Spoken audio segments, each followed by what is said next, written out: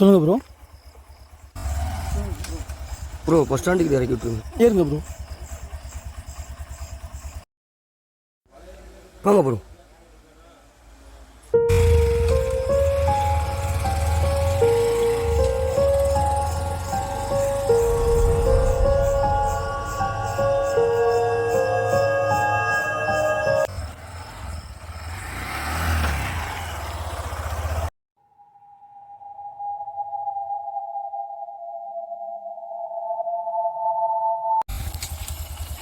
நான் சொல்கிற இடத்துக்கு வண்டி விட்றேன். என் ஆள் பின்னாடி வந்துக்கிட்டு இருக்கான். சரியா? சத்தம் போடாமல் இருக்கணும், இல்லாட்டா சங்கு அறுத்து போட்டுருவேன். போடா.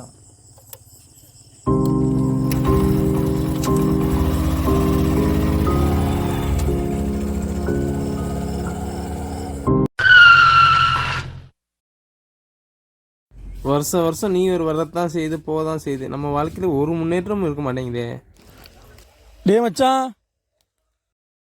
இதான் என் கம்பெனி புது மேனேஜர். அன்றைக்கே அவன்கிட்ட சொன்னல, டேய் அவங்க என் ஃப்ரெண்ட்ஸு, நீ என் கழுத்தில் கத்தி வச்சது அவங்களுக்கு தெரிஞ்சு உன்னை பொழந்துருவாங்க.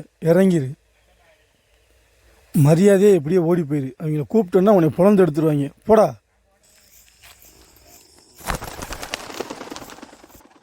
என்ன ப்ரோ கூப்பிட்டீங்க? இல்லை ப்ரோ, அங்கேருந்து பார்க்கும்போது என் ஃப்ரெண்டாக பார்க்குற மாதிரி இருந்துச்சு ப்ரோ, அதான் கூப்பிட்டேன். ஒன்றும் இல்லை, நீங்கள் போங்க. போங்க.